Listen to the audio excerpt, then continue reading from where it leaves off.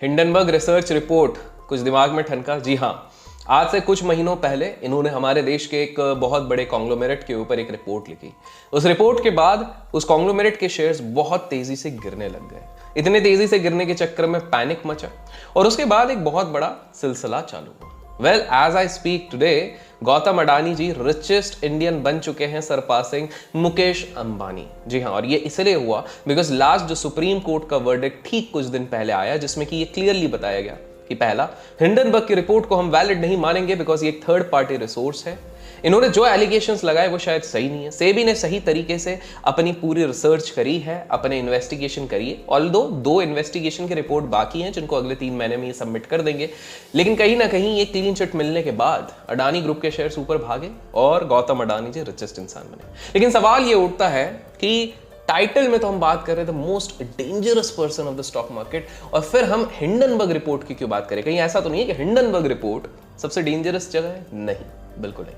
मैं बात इसलिए कर रहा हूं क्योंकि अडानी ग्रुप के बाद हिंडनबर्ग ने एक और जगह पर रिपोर्ट लिखी। रिपोर्ट लिखी एक एंटरप्राइजेस के बारे में और एलिगेशन लगाया कि ये लोग एक पॉन्जी स्कीम चला रहे हैं। ये इन्वेस्टर से पैसा लेते हैं, उसी पैसे से डिविडेंड नाम पे दूसरे पुराने इन्वेस्टर्स को पैसा देते, फिर नए इन्वेस्टर से पैसा लेते, पुराने इन्वेस्टर को पैसा देते और एक पॉन्जी स्कीम चला रहे हैं।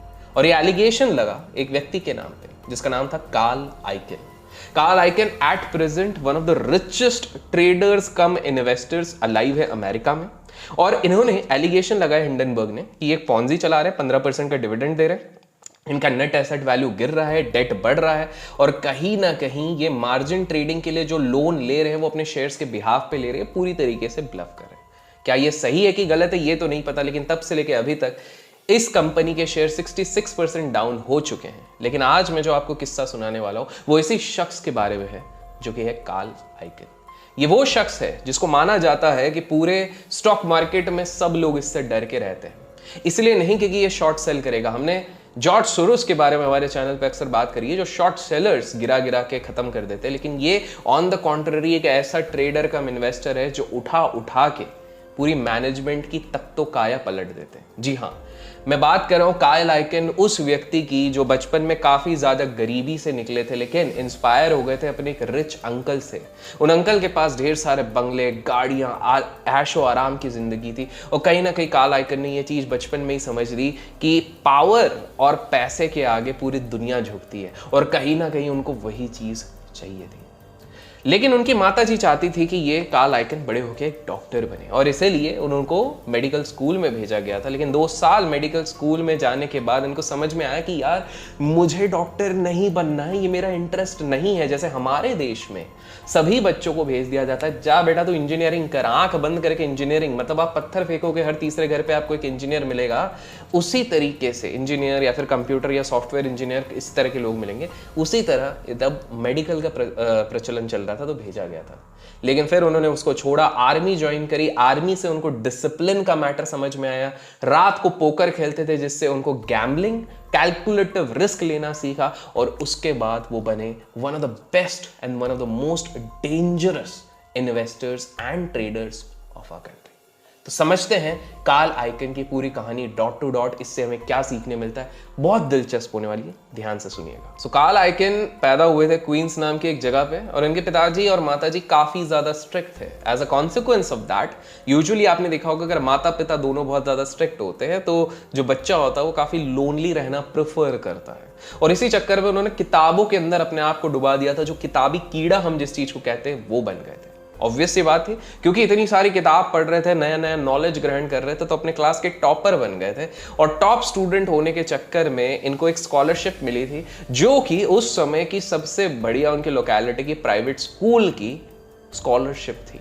यहाँ पर पूरी तरीके से इनकी पढ़ाई स्पॉन्सर थी। बड़े खुश थे कि अब मेरी जिंदगी बदलेगी। ये अपनी जिंदगी इसलिए बदलना चाहते थे क्योंकि घर पे तो गरीबी देखी थी, लेकिन इनके एक अंकल थे जो काफी ज्यादा रईस थे, जो बाद में इनके मेंटर भी बने। तो इनको लगता था कि यार जीना अगर अंकल जैसा है तो मेरे को उस तरह की अपब्रिंगिंग चाहिए। पब्लिक स्कूल में जाके ये चीज नहीं होगी, तो मेरे को अच्छा प्राइवेट स्कूल में जाना है। लेकिन दुर्भाग्यवश इनके पिता माता ने मना कर दिया। अब आप सोच रहे हो यार घर वालों को तो खुश होना चाहिए, अच्छा स्कूल मिल रहा है, प्राइवेट स्कूल, वो भी स्कॉलरशिप पे।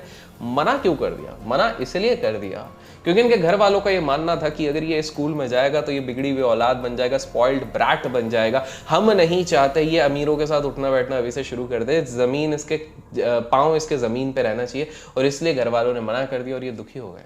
दुखी होके कोई ऑप्शन नहीं था, पब्लिक स्कूल जाने लग गए, वहां पर पढ़ने लग गए। वहां पर एक दिन उन्होंने अपने टीचर्स के सामने कहा कि मैं एक दिन ना आईवी लीग कॉलेज जाऊंगा, मतलब जो टॉप बी स्कूल टाइप बोलते हैं ना, उसमें जाऊंगा, जिसपे उनके अध्यापक हंसे, टीचर हंसे, डिमोटिवेट किया। उन्होंने कहा आज तक हमारे स्कूल से कोई भी आईवी लीग कॉलेज नहीं जा पाया है, तुम कहां से जाओगे? लेकिन अब इनने दृढ़ निश्चय बना लिया था। कार्ल आइकन की एक खास बात यह थी कि जब भी वो नॉकडाउन होते थे, जब भी गिरते थे, तब वो अपने माइंड पे ये चीज मान के चलते थे कि कुछ भी हो जाए मुझे कोई नहीं गिरा सकता, मैं ऊपर जाऊंगा। एंड दैट इज वेयर उन्होंने डिसाइड किया कि भैया मैं प्रिंसटन में एडमिशन लेके रहूंगा। जी हाँ, और उस स्कूल के, जिस स्कूल में वो पढ़ रहे थे, इतिहास में पहले व्यक्ति ये जो निकले जो जाके प्रिंसटन में पढ़ पा रहे थे। प्रिंसटन में एडमिशन तो हो गया, लेकिन प्रिंसटन की फीस काफी ज्यादा थी। घर वालों से जब बात करी, घर वालों ने बोल दिया देखो तुम्हारी ट्यूशन फीस तो हम चलो दे देंगे किसी तरह मैनेज करके, लेकिन तुम्हारा खाना पीना रहना तुम्हें खुद देखना पड़ेगा। जिसमें कि उन्होंने कहा पिताजी कहाँ से दूंगा, मैं तो स्टूडेंट हूँ। जिसमें उनके पिताजी ने कहा मैं तुमको बचपन से देख रहा हूँ, तुम्हारे अंदर जितनी कैपेसिटी है तुमको भी नहीं पता है, मुझे पता है तुम एंड्स निकाल लोगे, ट्यूशन फी मैं देता हूँ, बाकी तुम निकालो। जिसके चक्कर में इन्हें रास्ता ढूंढना ही था। प्रिंसटन में जाके ये फिलॉसफी पढ़ने लग गए, जिसमें कि काफी अच्छे से इन्हें पीएचडी करी, और उस समय की हिस्टोरिकल उनको प्राइज भी मिला था उनके कॉलेज में, क्योंकि सबसे बढ़िया पीएचडी थेसिस उन्होंने सबमिट करी थी।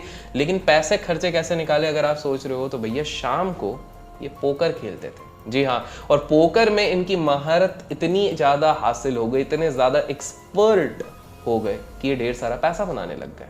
जिसके चक्कर में इतना पैसा तो बनने लग गया कि खाना पीना और हल्का पुल्का सेविंग कॉलेज समय से शुरू होने लग गई थी। लेकिन इनकी एक खासियत थी कि ये हमेशा इंडिपेंडेंट सोचते थे, और जब ये कॉलेज से निकले उसके बाद इंस्टेड ऑफ थिंकिंग कि भेड़ चाल में जाओ, नॉर्मल नौकरी करो जो सब लोग करना चाहते हैं, या टीचर बन जाओ, इतना बढ़िया थेसिस पेपर चला, ये गए अपने उसी रईस वाले अंकल के पास, और अंकल मेरे को सिखाओ यार पैसे कैसे बनाने हैं, ये चीज सिखाओ। जिसपे उनके अंकल ने कहा भैया एक जगह है जहां पर तुम जाओगे तो पैसा बनाओगे, और वो है शेयर बाजार। और उनके अंकल ने रेफरेंस लगा के उन्हें एक ब्रोकर में नौकरी लगवा दी।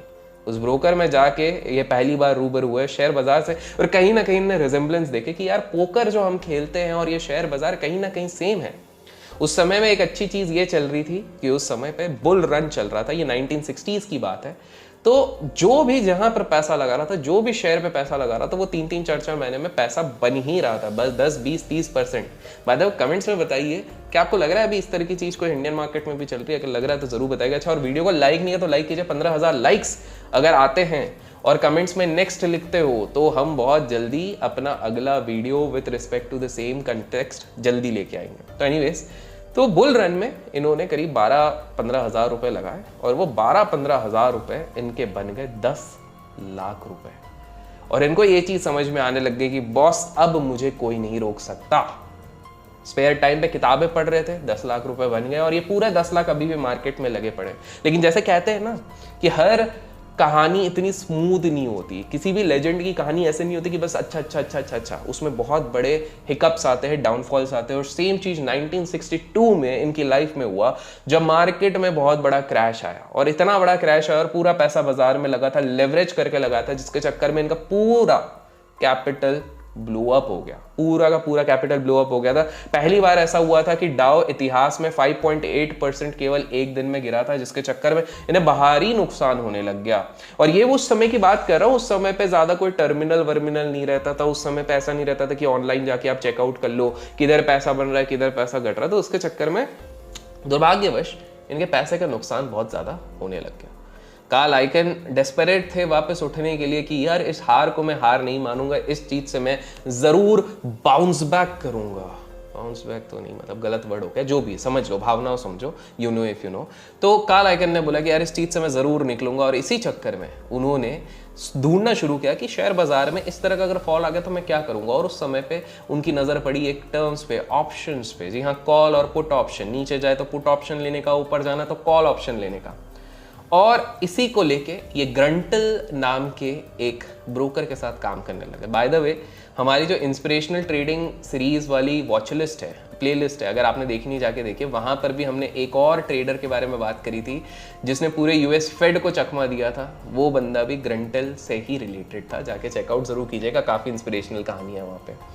तो ये व्यक्ति कार्ल आइकन जो रहते हैं वो डिसाइड करते हैं कि यार मैं ऑप्शन सीखूंगा और ऑप्शन से ये करूंगा। और ये वो समय है जब ऑप्शंस में इतनी ज़्यादा लिक्विडिटी नहीं होती थी, काफ़ी स्कैम्स होते थे, काफ़ी सारी चीज़ें होती थी, लेकिन इन्होंने डिसाइड किया कि मैं लोगों को धोखा नहीं दूंगा, मैं सबसे ऑनेस्ट ब्रोकर बनूंगा। और उन्होंने अपनी एक न्यूज़ लेटर निकाली। न्यूज़ लेटर में वो बताते थे कि भैया आप इस ऑप्शन को खरीदो, उस ऑप्शन को बेचो, इस तरह से। और पहली बार लोग काफ़ी ज़्यादा सरप्राइज हो गए थे कि जहां आम जनता को हर कोई लूटने आ रहा है, एक व्यक्ति जो ट्रेड भी कर रहा है और साथ में हमको सिखाने आ रहा है कि बॉस यहाँ पर पैसा लगाओ तो पैसा बनेगा, यहाँ पर पैसा लगाओगे तो पैसा नहीं बनेगा। इस तरह से सारी चीज़ें सिखाने भी आ रहा है। बाय द वे, अगर आपको भी ट्रेड करना है तो डिस्क्रिप्शन में मैंने अपस्टॉक्स का लिंक दिया हुआ है, जाके चेकआउट कीजिएगा। जो लोग वहाँ से ज्वाइन करते हैं उनको फ्री ट्रेडिंग सेशन का भी एक्सेस मिलता है, डू चेकआउट। तो इस तरह से इन्होंने डिसाइड किया। अब सीन ये होता है कि इनका धीरे धीरे ग्रो होने लगता है और इसलिए लेट 60s तक जाते हैं। 62 में तो ये काइंड ऑफ जीरो हो गए, लेकिन लेट 60s एंड तक जब पहुंच रहे हैं, जब पूरी दुनिया, पूरी कंट्री ट्रबल में है, रिसेशन में है, ये व्यक्ति साल भर के हर साल 3.5 लाख रुपए कमाने लगे हर महीने। हर महीने 3.5 लाख रुपए ये कमा रहे थे through the brokerage. And weekends में ये आलीशान अपना पोकर खेलते थे, पोकर से भी और पैसा बनाने लग गए। इन ऑल टिल 1970 की अगर मैं बात करूं तो ये बन चुके थे करोड़पति। जी हाँ, हम 60s के करोड़पति की बात कर रहे हैं। याद रखिए, करोड़पति आज के समय में भी बड़ी चीज होती है, वो उस समय पे हो गए थे। लाइफ एकदम सेट है। अब इस तरह से इनकी कमाई होने लग गई है बिकॉज ये ऑप्शन ट्रेड कर रहे हैं, पुट बाय कर रहे हैं, कॉल बाय कर रहे हैं और सेलिंग नहीं करते थे, बाइंग करते थे, जिसके चक्कर में इनका इन्वेस्टमेंट कॉर्पस भी बढ़ता गया और देखते ही देखते ये $100 मिलियन के ऊपर निकल गए। कमेंट्स में जरूर बताना $100 मिलियन कितने होते हैं। और ये 1960s की बात है, 60s और 70s की बात है, लेट 60s 70s की बात है। अब मेरे को एक बात बताओ, अगर किसी के पास $100 मिलियन 1970s में है, आज के हिसाब से पकड़ लो $600 मिलियन है, तो क्या वो सोचेगा कि यार मेरे को और काम करना चाहिए, या वो सोचेगा रिटायर कर ले? जनरल इंसान कहेगा कि यार मैं तो रिटायर हो जाऊंगा, फिक्स डिपॉजिट कर लूंगा। लेकिन कार्ल आइकन उनमें से नहीं थे। लेजेंड्स की खासियत ही अलग होती है कि वो भीड़ से अलग सोचते हैं, और इस बंदे ने सोचा कि मैं कुछ अलग करूंगा। और उसने एक चीज समझ ली कि भैया दुनिया चलती है दो चीज़ों से, पैसा और पावर। और पैसा और पावर आपको देता है कंट्रोल, और कंट्रोल के लिए ही उन्होंने अपने ब्रोकरेज बिजनेस को और बढ़ाना शुरू किया। आर्बिट्राज की दुनिया में वो उतर गए और पैसा बनाने लग गए। और इतना ही नहीं, अब ये अपना नेक्स्ट प्लान 1972 में लेके आने वाले हैं, और वो ये है कि मैं अपने सारे पैसे लेके अब कॉर्पोरेट हॉस्टाइल टेकओवर्स करूंगा। हॉस्टाइल टेकओवर ये होता है, देखिए 51%, 51% जब तक आपके पास स्टेक रहता है किसी भी कंपनी का, आप उस कंपनी के ओनर रहते हैं। लेकिन जैसे ही वो स्टेक कम होता है और किसी और के पास मेजॉरिटी ओनरशिप आ जाती, भले ही उस व्यक्ति ने उस कंपनी को शुरू नहीं किया, वो कहीं ना कहीं कमांड करने लग जाता है। और कार्ल आइकन के दिमाग में यही चीज़ थी कि मैं अब कंट्रोल करूंगा इन सबको, अपने मोहरों पर नचाऊंगा। और ये उनका सबसे बड़ा प्लान होने वाला था, जो उनका पूरे करियर को चेंज करने वाला था। सो इनकी नज़र पड़ी एक छोटी कंपनी जिसका नाम था टैपैम। जी हाँ, टैपैम एक अप्लायंस बनाने वाली कंपनी थी, जैसे आप समझ लो वॉशिंग मशीन और ये सारी चीज़ें।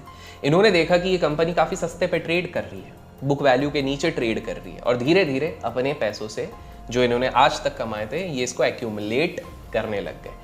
धीरे धीरे करके ये एक्यूमुलेट तो कर रहे थे। और एक बार इन्होंने उस कंपनी के डायरेक्टर को फ़ोन लगा के ऐसी बात करी कि यार आप अपनी कंपनी के बारे में बताओ। और बिल्कुल ऐसे साउंड कर रहे थे जैसे एकदम विल्ले इंसान है, लुखे इंसान है, ताकि कभी भी इनके मैनेजमेंट को, कंपनी के मैनेजमेंट को भनकता न लगे कि ये धीरे धीरे सीक्रेटली सारे शेयर्स एक्वायर एक ही बंदा कर रही है, अपने अपने अलग अलग अकाउंट से और ये सब करके कर रहे थे। कंपनी के ओनर को लगा अरे यार ये तो नौसिखिया है, ये क्या ही करेगा, चलो ठीक है। लेकिन धीरे धीरे करके ये इस कंपनी के सबसे बड़े शेयर होल्डर बन गए। और इसके चक्कर में कंपनी के मैनेजमेंट में फ्रस्ट्रेशन होने लग गया कि भैया ये तो हॉस्टाइल टेकओवर कर लेगा। लेकिन कार्ल आइकन की एक खास बात थी, कार्ल आइकन अपने सारे पत्ते एक बार में नहीं खेलते थे। देखिए मैंने बताया था वो पोकर प्लेयर है, तो स्मार्टली खेलेंगे, अपने कदम फूक फूक के रखेंगे और 2 कदम आगे की सोचेंगे। तो कार्ल आइकन के दिमाग में एक चीज़ थी कि रुको बेटा, पहले एक काम हो जाए, पहले ये धीरे धीरे करके अपने सारी गलतियां कर दे, उसके बाद हम इधर टेक ओवर कर लेंगे। तो ये गलती मैनेजमेंट ने कर ली। मैनेजमेंट ने अचानक से बोला, बात करने लग गए ट्रांसफर एजेंट के साथ कि भाई साहब एक पॉइजन पिल करके एक चीज़ होता है, कंसेप्ट होता है, जिसमें कि कंपनी को जैसे ही पता लगता है कि कोई होस्टाइल टेक ओवर करने की कोशिश कर रहा है तो वो ट्रांसफर एजेंट से बात करके कोशिश करते कि किसी तरह से इनकी स्टेक को लिक्विडेट कर दें, किसी तरह से इनको फोर्स करके हटाया जाए। लेकिन कार्ल आइकन तो इसी चीज़ के फिराक में थे कि मैनेजमेंट एक गलती कर दें। कार्ल आइकन ने सारे शेयर होल्डर्स को जाके लेटर लिख दिया और बता दिया कि देखो आपकी कंपनी कितनी डेस्परेट हो रही है, एक बंदे से अपनी कंपनी को नहीं बचा पा रही है, आप ऐसे कंपनी के मैनेजमेंट को कैसे पसंद कर सकते हो, जिसके चक्कर में मैनेजमेंट को निकाला गया। कार्ल आइकन ने फिर उसके बाद कॉर्पोरेट रीडिंग से पूरी कंपनी से डबल पैसे बनाए और निकल गए। उसके बाद 80s में काफ़ी ज़्यादा कॉर्पोरेट ट्रेडिंग इन्होंने करी। तो एक सिंपल सा एग्जाम्पल था जिसमें कि वो क्या करते थे कि जिस भी कंपनी के पास ढेर सारा पैसा है वो उस पर जाके कॉर्पोरेट ट्रेडिंग करते थे, फिर उनको चमकाते थे कि देखो भैया मैं तुम्हारे पूरे मैनेजमेंट को हटा दूंगा, तुम्हारी मेहनत खराब चले जाएगी, जिसके चक्कर में वो कंपनीज लोन्स लेती थी, लोन्स लेके इनको बेल आउट करती थी कि ले भाई कार्ल आइकन तू पैसा ले। कार्ल आइकन अपने डबल या ट्रिपल पैसा बना के निकल जाता था। इस तरह से वो डरा डरा के, मतलब एक तरीके से आप समझ लो उधर के मनु मानिक है, बस डिफरेंस ये था मनु मानिक शॉर्ट सेल करके पैसा कमाते थे, ये लॉन्ग करके कमा रहे हैं। अब यहाँ पर एक बहुत बड़ा ट्विस्ट आया। ट्विस्ट क्या आता है कि एक एयरलाइंस कंपनी थी TWA करके, हालत खराब थी, गवर्नमेंट बेस्ड कंपनी थी, और एयरलाइंस हमेशा से एक ऐसा सेक्टर रहा है जिसको प्रॉफिट बनाने में हमेशा बहुत मुश्किल हुई है। ये केवल मैं US की बात नहीं कर रहा हूँ, मैं इंडियन कंटेक्स्ट में आप बात करोगे तो काफ़ी सारी एयरलाइंस बंद हो चुकी है इन द पास्ट। तो इनकी नज़र पड़ी और इन्होंने सोचा कि भाई इसको अगर मैं कॉस्ट कटिंग करूँ, उसके बाद अगर मैं यहाँ पर लेबर फोर्स को थोड़ा कम करूँ तो मैं कहीं ना कहीं उसको टर्न अराउंड कर सकता हूँ। और धीरे धीरे करके इन्हें एक्वायर किया, 20% एक्वायर कर लिया। लेकिन इस बार TWA की जो एयरलाइन की मैनेजमेंट कंपनी थी, इनको इनका पूरा इतिहास पता था, तो ये जानते थे कि भैया कार्ल आइकन को अगर मौका दे दिया तो भाई साहब ये परेशान कर देगा।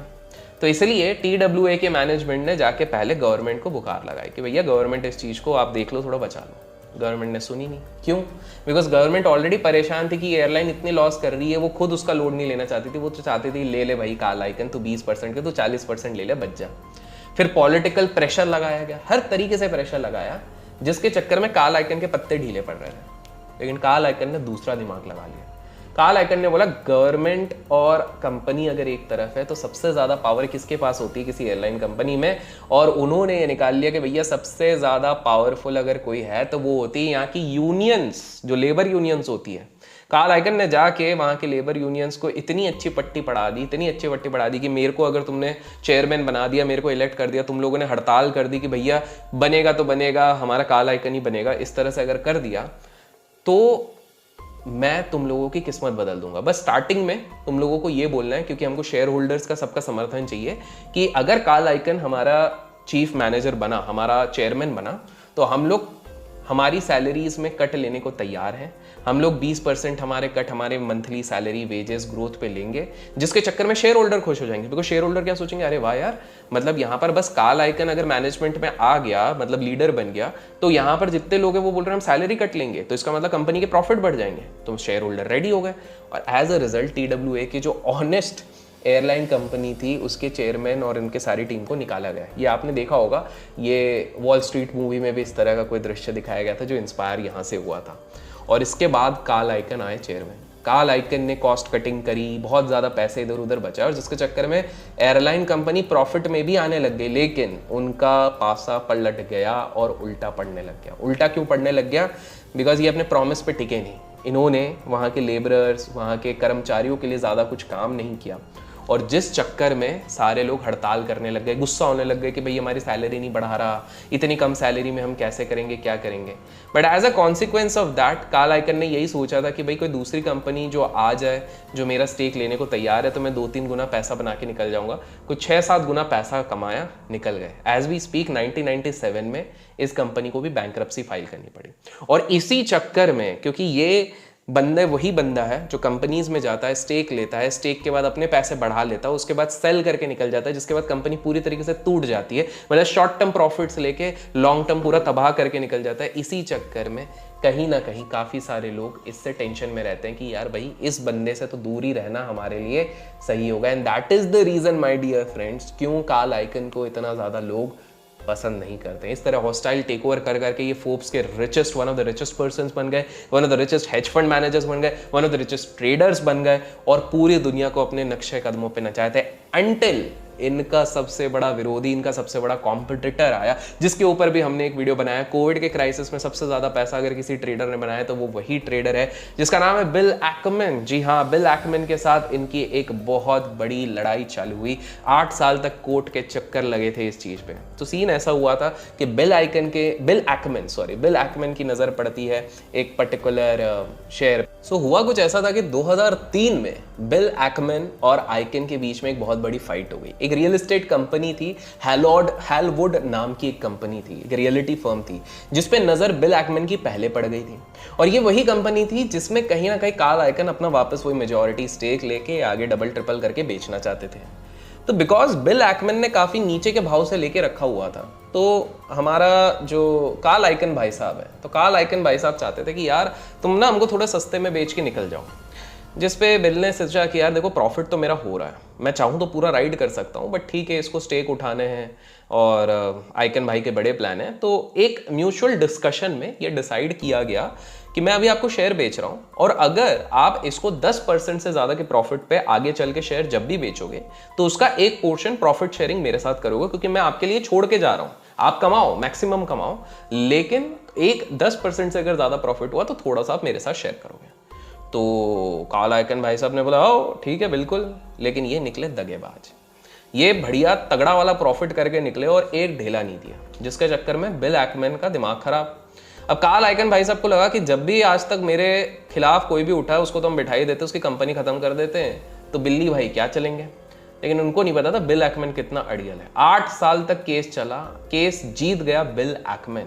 As a consequence of that $4 million, जो बहुत बड़ा अमाउंट नहीं है, बट $4 मिलियन और उसके साथ इंटरेस्ट रेट देना पड़ा कार्ल आइकन को। लेकिन कार्ल आइकन इस बदले की आग को लेके बैठा हुआ था। वो ये मतलब उसने सोच लिया ना कि यार भाई ऐसा कौन हो सकता है जो इंडस्ट्री में आके मुझे हरा सके। तो वो लेके बैठा हुआ था और सही मौके का इस्तेमाल करने के लिए वेट कर रहा था, सही मौके का इंतजार कर रहा था, और सही मौका आया।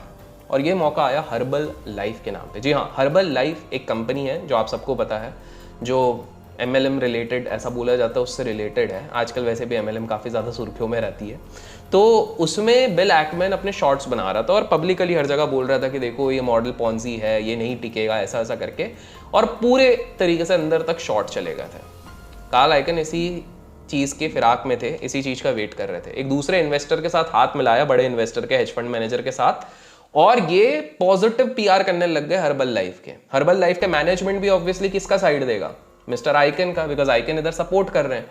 तो ये हर जगह प्रचार करने लग गए और उसके चक्कर में बेचारे बिल एक्मन के शॉर्ट्स अटकने लग गए और उनको भारी नुकसान हुआ। आज तक के इतिहास में कुत्ते बिल्ली जैसे सबसे ज्यादा इंटरेस्टिंग किसी भी न्यूज चैनल में फाइट अगर 2 बड़े ट्रेडर्स की हुई है तो वो इन दोनों की हुई है, जो आपको गूगल पे मिल जाएगी अगर आप जाके सर्च करेंगे।